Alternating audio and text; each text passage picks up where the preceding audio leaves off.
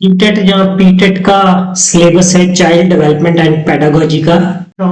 इसे कहते हैं CDP। सबसे पहले इस पेपर के बेस को समझेंगे। सभी स्टूडेंट्स हैं या तो बैचलर ऑफ एजुकेशन के डिप्लोमा इन एलिमेंट्री एजुकेशन के हाईएस्ट लेवल पर इंडिया में इसे मिनिस्ट्री ऑफ एजुकेशन के नाम से जाना जाता है, जो इसे रेगुलेट करती है टोटल एजुकेशन की हायरार्की को। इससे पहले इसका नाम था, न्यू एजुकेशन पॉलिसी से पहले क्या, ministry of human resource development. New education policy 2020 से पहले इसका नाम ministry of human resource development था, MHRD।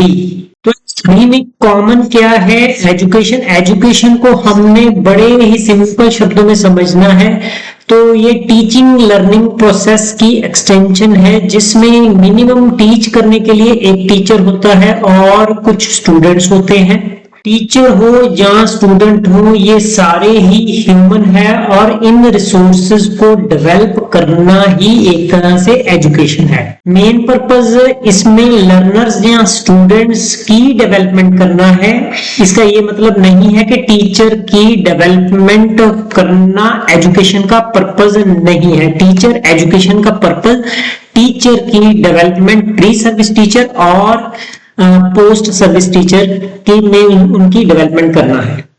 टीचर एजुकेशन में डेवलपमेंट कंसेप्ट बेसिक फोकस हो गया। अगर हम देखें कि एम्स ऑफ एजुकेशन, तो आप बार बार पढ़ोगे अपनी बीएड या डीएलएड में कि holistic development, all round development, development of mind, body and soul. Mahatma Gandhi की ये डेफिनेशन है।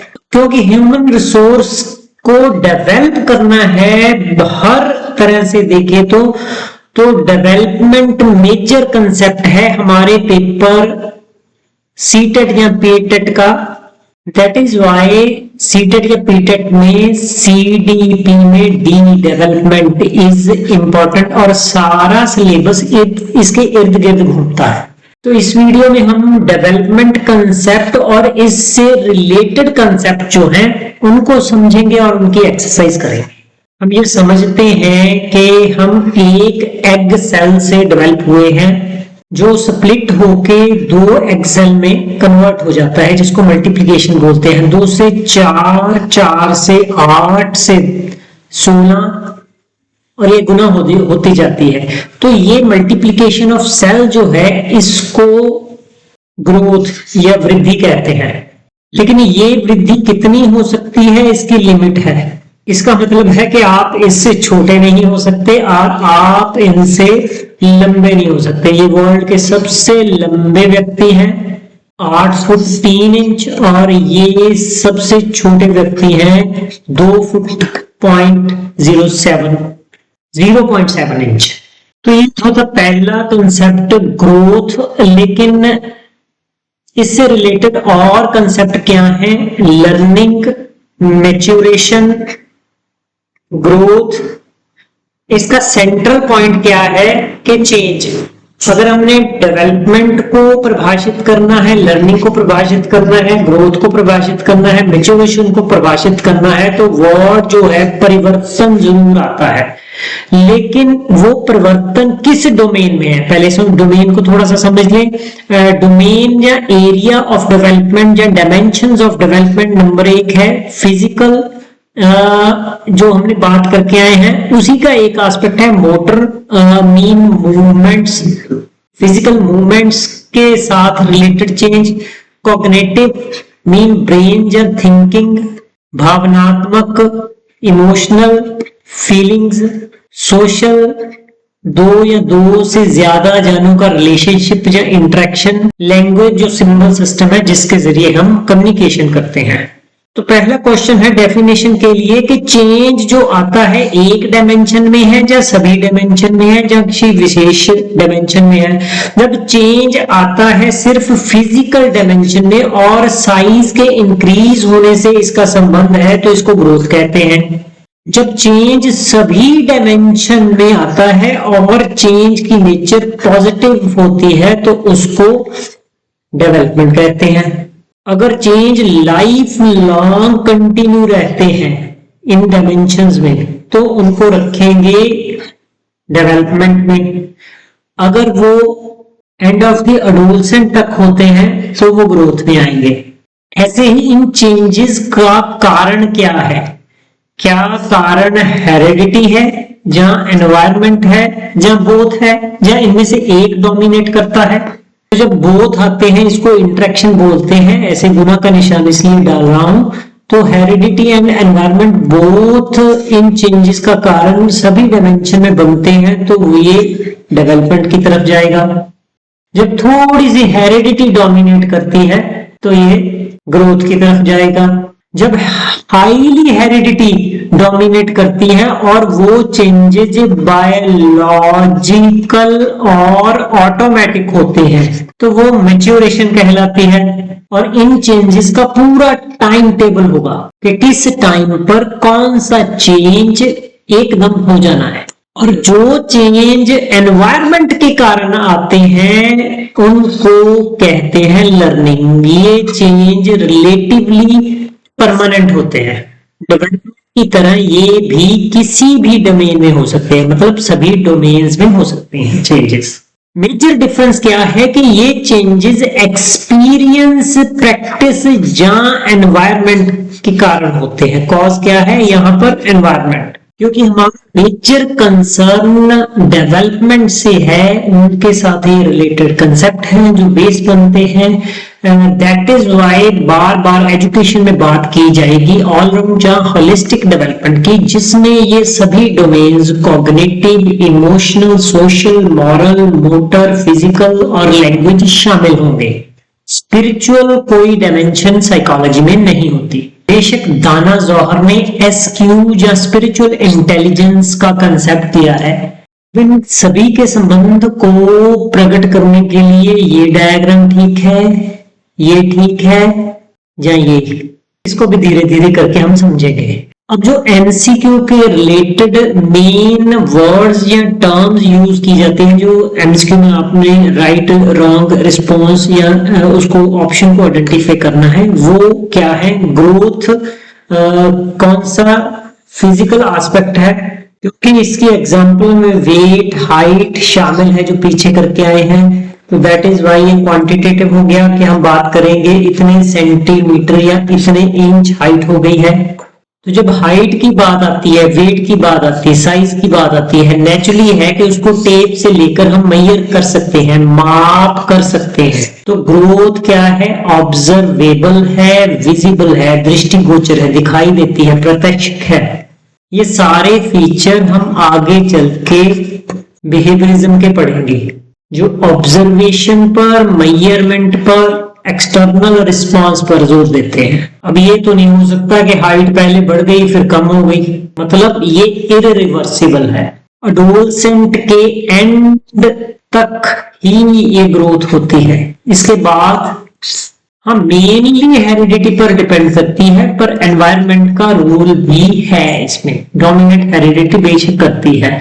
तो इन्वॉल्व सेल मल्टीप्लिकेशन शुरू में जो बात करके आए हैं, जब कंसेप्शन होता है, गर्भधारण होता है, एक सेल से दो, दो से चार, चार से आठ, एंड कब होता है? फिजिकल मैच्योरिटी जो एडोलसेंट की एंड स्टेज है।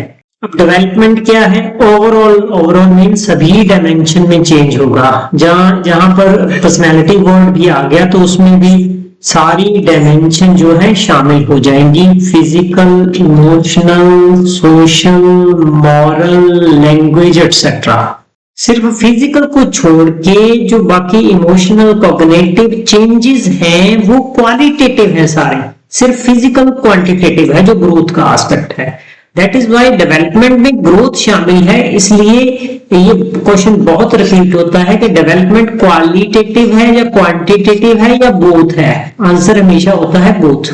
और ये कंटिन्यूअस है, लाइफ लॉन्ग है। कंटिन्यूअस का मतलब क्यूमुलेटिव भी है, जिसे संचित भी बोलते हैं। पिछले एक्सपीरियंस के बेस पर, पिछली नॉलेज के बेस पर नेक्स्ट जो है चेंज आते हैं।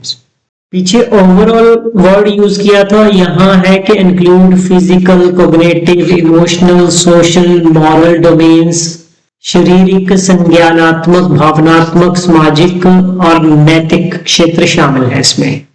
तो ये डिपेंड किस पर ज्यादा करती है। मैच्योरेशन पहले क्यों लिखा है, क्योंकि मैच्योरेशन जब होती है, बायोलॉजिकल मैच्योरेशन, वो बेस बनती है लर्निंग का। तो लर्निंग में जितनी ज्यादा पॉजिटिव, हर डोमेन में लर्निंग होती है तो उतनी ज्यादा डेवलपमेंट होती है। एक बच्चा जो सिर्फ बैठा रहता है, अभी 4-5 महीने का है, वो ज्यादा लर्न करेगा। जो 6-7 महीने का, 8 महीने का, जो इधर उधर चलना शुरू कर दिया जिसने, तो वो चलना शुरू कर दिया, वो एक्सपीरियंस इधर उधर के ज्यादा करेगा, उतनी ज्यादा लर्निंग होगी और लर्निंग से जो है डेवलपमेंट जो है और तेज हो जाएगी। डेवलपमेंट सीक्वेंशियल है, प्रेडिक्टेबल है। जो सीक्वेंशियल होगी, क्रमबद्ध होगी, उसको प्रेडिक्ट किया जाता है। प्रेडिक्ट का मतलब है कि जो एडवांस में ही पता चल जाना कि आगे पर्सन या लर्नर कैसा होगा। सीक्वेंस को यहाँ भी देख सकते हैं कि इसी सीक्वेंस में पहले बच्चा जैसे है सपोर्ट से बैठ रहा है, फिर बिना किसी सहारे के बैठ रहा है, फिर सहारे के साथ खड़ा हो रहा है, फिर रेंगना शुरू करता है, फिर सहारे के साथ खड़ा होता है, फिर सहारे के बिना, फिर चलना शुरू करता है। तो यही सीक्वेंस सभी के लिए होती है। इसी एग्जाम्पल को मैच्योरेशन के लिए, कंसेप्ट के लिए भी यूज कर सकते हैं। डिफरेंस किसी और वीडियो में समझेंगे। एक बच्चा जिसने जल्दी बैठना शुरू कर दिया तो ये प्रेडिक्ट कर लिया जाएगा कि वो जल्दी चलना भी अपनी उम्र के बच्चों से पहले शुरू कर देगा। ये प्रेडिक्शन है। इसको प्रिंसिपल ऑफ डायरेक्शन या यूनिडायरेक्शनल के साथ भी समझा जा सकता है। ये ग्रोथ एंड डेवलपमेंट का डिफरेंस है। जो नोट्स या बुक इस पर पूरी मैंने लिखी है उसका पार्ट है, उसमें थोड़ा सा इस जो मैं टीच कर रहा हूँ इससे एक्सटेंडेड मैटर होगा, जो learn2actualize.in में शामिल है। लिंक नीचे दिया गया होगा। इस कंसेप्ट को प्रिंसिपल ऑफ डायरेक्शन के साथ भी समझ सकते हैं। ये ग्रोथ का पार्ट है, ये डेवलपमेंट का पार्ट है। कंपैरिजन का टेबल है जो मेरी बुक में दिया गया है, learn2actualize.in पे जाके ये बुक आप ई बुक को ले सकते हो। इवन नोट्स इसके जो इससे थोड़े और ब्रीफ है वो भी आप ले सकते हो। तो अब डेवलपमेंट है तो ये not always unidirectional. It means ये रिग्रेस भी कर सकती है, पॉज भी हो सकती है। ग्रोथ जो है ऑलवेज एक तरफ को जा रही है, इस हाइट बढ़ रही है, बढ़ रही है, बढ़ रही है। ये नहीं है कि उसके साथ बाद डिक्रीज होनी शुरू हो गई। लेकिन डेवलपमेंट में ऐसा पॉसिबल है कि कोई डायमेंशन किसी भी एक्सीडेंशियल कॉज के कारण रिग्रेस होनी शुरू हो जाए। ग्रोथ एंड डेवलपमेंट के डिफरेंस को ब्रीफ में समझेंगे। ग्रोथ फिजिकल चेंजेस हैं और डेवलपमेंट फंक्शनल चेंजेस हैं। फंक्शनल मीन आपके किसी खास डोमेन का जो मेन कार्य है। फॉर एग्जाम्पल इमोशनल एग्जाम्पल है कि आपने गुस्से को कंट्रोल करना शुरू कर दिया। मोटर की एग्जाम्पल है कि आपका हाथ पहले से बड़ा हो गया, ये ग्रोथ की है एग्जाम्पल। लेकिन उसी हाथ में पेन के साथ लिखना शुरू कर दिया, बैट के साथ खेलना शुरू कर दिया, तो ये फंक्शनिंग है। Growth is a part of development कर चुके हैं। ग्रोथ एक एज तक स्टॉप हो जाती है, डेवलपमेंट कंटिन्यू चलती है। ग्रोथ इज एक्सटर्नल, दिखाई देती है, विजिबल है, ऑब्जर्वेबल है, मेजरेबल है। डेवलपमेंट इंटरनल और एक्सटर्नल दोनों है। बायोलॉजिकल मैच्योरेशन के कंसेप्ट को समझना है तो प्यूबर्टी की एग्जांपल बेस्ट है। किशोर अवस्था का शुरू होना। एक सर्टन एज में लड़कियों में मेंसेस पीरियड शुरू हो जाते हैं, तो ये बायोलॉजिकली प्रोग्राम्ड प्रोसेस है जिसे ऑटोमेटिक नेचुरल प्रोसेस कहते हैं। कंट्रोल हेरिडिटी ही इसको करेगी, क्योंकि नेचुरल वर्ड आ गया तो क्योंकि जब हम करते हैं हेरिडिटी वर्सेस एनवायरनमेंट, होता है nature versus nurture. Nature mean heredity. Automatic अपने आप होती है, नेचुरल है, ये बात हो चुकी है। एज से रिलेटेड है। टाइम टेबल भी इसे बोलते हैं कि किसी टाइम पर वो चेंज जो है अक्कर हो जाना है, जैसे प्यूबर्टी की एग्जांपल दी है। जैसे दांतों का गिरना तो हेरिडिटी डोमिनेट करती है तो नेचुरली है कि एनवायरनमेंट नहीं होगा, और ये टीचिंग और प्रैक्टिस से, एक्सपीरियंस से परे की बात है। ये इंपॉर्टेंट पॉइंट है कि maturation is readiness for learning. पीछे बात करके आए हैं कि जब मैच्योरेशन आती है, फॉर एग्जांपल बच्चे ने चलना शुरू कर दिया तो वो लर्निंग उसकी ज्यादा होनी शुरू हो जाएगी। सीक्वेंस इसकी फिक्स है, इसकी एग्जांपल वही ले सकते हैं जो पहले देख के आए हैं, इसको फॉलो कर सकते हैं। लर्निंग का कंसेप्ट टोटल एनवायरनमेंट एक्सपीरियंस के साथ जो चेंज आते हैं, इसके अलावा वाले सारे चेंज जहां टेम्परेरी चेंज लर्निंग नहीं होते। सो एक्वायर्ड थ्रू एक्सपीरियंस, ये पॉइंट हो गया। एक्सपीरियंस है तो प्रैक्टिस या टीचिंग, पीछे जो मैच्योरेशन है ये बिल्कुल विपरीत है। डिपेंड्स अपॉन एनवायरनमेंट से वही पॉइंट है। अच्छा, एक्टिव है, बच्चा जितना ज्यादा एक्टिव होगा, जितनी ज्यादा कॉन्शियस होगा, इंटेंशन होगा, उतनी ज्यादा लर्निंग करेगा, मतलब कि उतनी ज्यादा बिहेवियरल चेंज उसमें आएंगे। बिल्ड्स ऑन मैच्योरेशन, ये भी बात हो चुकी है कि रेडीनेस मैच्योरेशन करती है फॉर लर्निंग। जल्दी से मैच्योरेशन और लर्निंग का कंपैरिजन कर लेते हैं। एग्जाम्पल प्यूबर्टी है यहाँ पर, रीडिंग, राइटिंग, साइकिलिंग जो क्लासरूम में भी चलता है आपके।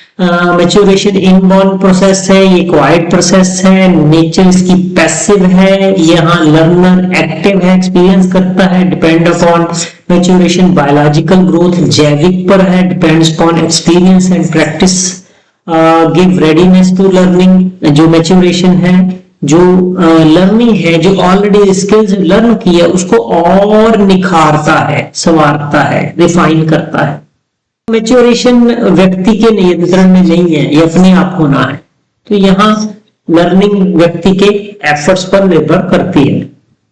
एक दो और रिलेटेड कंसेप्ट है, growth velocity, rate of growth पर टाइम यूनिट। फॉर एग्जांपल एक साल में कितने सेंटीमीटर बच्चा की हाइट बढ़ी या कितने किलोग्राम उनका वेट बढ़ा, तो ये टाइम पीरियड के साथ है वेलोसिटी का कंसेप्ट। तो वेलोसिटी के टी से हम टाइम लिख लेते हैं, तो ये टाइम से रिलेटेड है। और टाइम में क्या, पर ईयर। और एक और कंफ्यूजिंग जो टर्म है ग्रोथ स्पर्ट। ग्रोथ स्पर्ट को डिफाइन करने के लिए जो एकदम चेंज आते हैं, रैपिड ग्रोथ होती है, वो टाइम पीरियड के साथ संबंध है। एक साल में कितनी ग्रोथ हुई है, यहाँ पर है सडन, जैसे ये स्पीड इतनी है ग्रोथ की, ये चल रही है, मान लीजिए एकदम ऐसे हो गई है ना, तो ये वाला सडन चेंज जो है ये स्पर्ट हो गया। ये बहुत ज्यादा इंपॉर्टेंट है कि कब स्पर्ट होता है, सबसे गति तेज कब होती है, इन्फेंसी पीरियड में, एडोलसेंट में। ग्रोथ स्पर्ट हार्मोनल चेंज के साथ संबंध रखता है, दैट इज व्हाई एकदम चेंज आते हैं। जब प्यूबर्टी पीरियड शुरू होता है उसके इर्द गिर्द एकदम हाइट बढ़ती है बच्चों की। एक और कंसेप्ट है ब्रेन डेवलपमेंट, लेफ्ट हेमिस्फेरिक और राइट हेमिस्फेरिक से साथ नॉर्मली एक दो क्वेश्चन पूछ लिए जाते हैं, तो इसका एसोसिएशन है लेफ्ट पे एल के साथ, एल को जोड़ के रखें, ये लैंग्वेज हो गया, और लेफ्ट के साथ लॉजिक को याद रखें, एल एल एल, ये याद रहेगा। तो राइट को याद करने की जरूरत नहीं है, राइट्स को करना है तो इसके उल्ट फिर जो क्रिएटिविटी है, इमोशन है, रीजनिंग है, ऐसे याद कर सकते हैं कि ये जो लेफ्ट हेमिस्फेरिक ब्रेन है वो लैंग्वेज डेवलपमेंट के लिए, लॉजिकल डेवलपमेंट के लिए रिस्पॉन्सिबल है। तीसरी टर्म है कि दोनों ब्रेन जब यूज होते हैं तो होलिस्टिक लर्निंग होती है। कभी कभार इससे क्वेश्चन पूछ लिए जाते हैं, या इंस्टिंक्ट का कंसेप्ट पता होना चाहिए। ये इनबॉर्न टेंडेंसी है, ये 100% जो है बायोलॉजिकल है, इनबॉर्न है। मैकडॉगल की थ्योरी थी जिसमें उसने 14 इंस्टिंक्ट की बात की थी और 14 इमोशंस की बात की थी कि हर इंस्टिंक्ट किसी इमोशन के साथ जुड़ी हुई है, हर इंस्टिंक्ट किसी इमोशन को प्रोड्यूस करती है। और दूसरी बात की थी कि यही इंस्टिंक्ट जो है मोटिवेशन का बेस है। तो ये पूछ लिया जाता है कि थ्योरी किसने दी, 14 इंस्टिंक्ट किसने दिए। मैकडॉगल के अनुसार जो इंस्टिंक्ट किसका बेस है, कॉग्निशन का, इमोशन का, सोशल का। तो इमोशन, तो एक दो एग्जांपल उसकी देख लेते हैं। फॉर एग्जांपल फ्लाइट इंस्टिंक्ट है, तो वो किस इमोशन को जन्म देती है? फियर को। एग्जाम्पल है कि जब भी आप सांप देखते हो, देखकर भाग जाते हो। भागना इंस्टिंक्ट है, और उससे पहले जो दिल का धड़कना और फिजियोलॉजिकल चेंज आते हैं वो इमोशन है। ऐसे ही क्यूरियोसिटी वंडर इमोशन को जन्म देती है। आप कोई नई वस्तु देखते हैं तो एकदम उत्सुक हो जाते हैं, कोई क्या है। सीटेट की तैयारी के लिए एक प्लान है जिसमें ये सारा कुछ शामिल है, जैसे जीडीपी के प्रीवियस ईयर के पेपर है 14 साल के, टॉपिक वाइज पेपर है 14 साल के, एसएसटी के हैं, पेपर वाइज है, टॉपिक वाइज है, इंग्लिश लैंग्वेज के, हिंदी लैंग्वेज के, सभी का प्राइस इंडिविजुअल लेना है तो आप 79 में होगा, है ना। अगर ये सारे इकट्ठे खरीदते हो प्लस आप क्लासेस और नोट्स साथ में दिए जाते हैं, वो 179 में होगा। learn2actualize.in में। एक्सरसाइज के लिए कुछ क्वेश्चन है। Which of the following best represent growth? Improvement, increase in ability नहीं, ये डेवलपमेंट है।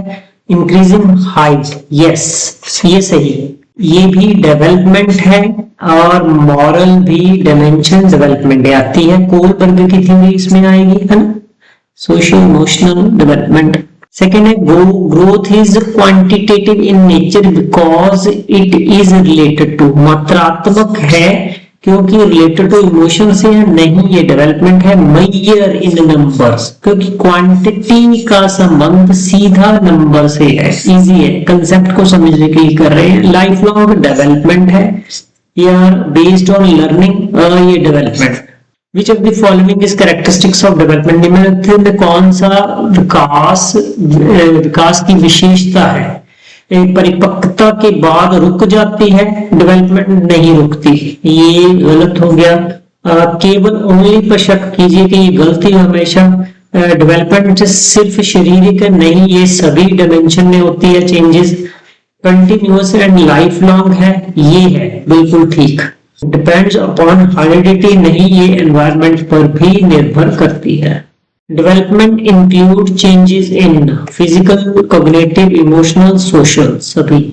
वॉकिंग, बच्चा चलता है without formal teaching, is an example of. Learning भी एक्सपीरियंस एनवायरनमेंट टीचिंग के साथ संबंध रखता है, प्रैक्टिस भी एक्सपीरियंस एनवायरनमेंट इसके साथ। हाँ, मैच्योरेशन ऑटोमेटिक बायोलॉजिकल है, that is why right answer is maturation. कौन सा कथन सही है? ग्रोथ लाइफ लॉन्ग नहीं है, एडोलसेंट तक रुक जाती है, डेवलपमेंट स्टॉप ऑफर, ये भी गलत है, ये लाइफ लॉन्ग है। Growth is part of development, ये बिल्कुल सही है। Which process does not require teaching और practice? Maturation. Growth velocity refers to total growth achieved, बिल्कुल नहीं। सडन का हमने देखा था स्पॉट कंसेप्ट के साथ है, तो ये भी नहीं। रेट ऑफ ग्रोथ यूनिट पर टाइम, ये किया था हमने याद, वेलोसिटी को टाइम से जोड़ दिया था, that is why right answer ये है। Growth spurt usually occur during, वृद्धि तीव्रता किस में? मिडल एडल्टहुड में नहीं, ओल्ड एज में नहीं, इन्फेंसी में यस, एडोलसेंट में yes, right answer.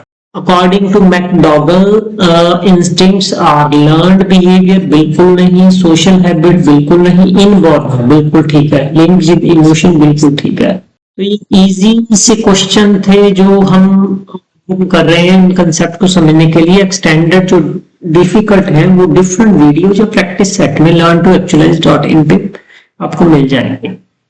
Assertion based question है। ग्रोथ इज ऑब्जर्वेबल, थोड़ा सा ऊपर करेंगे। एंड मेजरेबल बिल्कुल ठीक है।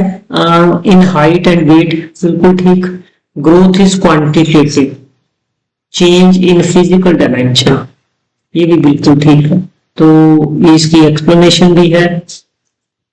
बोथ आर ट्रू और डज नॉट एक्सप्लेन, ये गलत है, ये वाला ठीक। नेक्स्ट है development is a continuous throughout life, बिल्कुल ठीक है। Development depends solely on heredity, ये गलत है। C is true, R is false.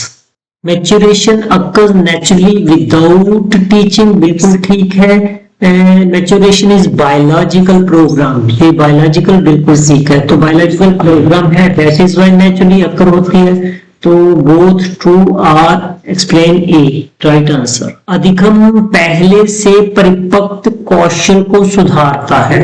Actually यहाँ पर स्किल नहीं एबिलिटी आना चाहिए, एबिलिटी को सुधारता है, तो ये बिल्कुल ठीक है। सुधार कैसे होता है? क्योंकि लर्निंग एक्टिव है, influence by environment and practice है। जितनी ज्यादा प्रैक्टिस करोगे, अच्छे एनवायरनमेंट में रहोगे, लर्निंग उतनी ज्यादा होगी, उतनी ही जो ऑलरेडी लर्निंग है वो इंप्रूव होगी। तो ये बोथ ट्रू है, आर, एक्सप्लेन ए बिल्कुल ठीक। Growth spurt occur mainly in infancy and adolescent, ठीक है। Hormonal change trigger rapid growth phase, बिल्कुल ठीक है। स्पर्ट इसके साथ आता है, तो ये फर्स्ट वाला ठीक है।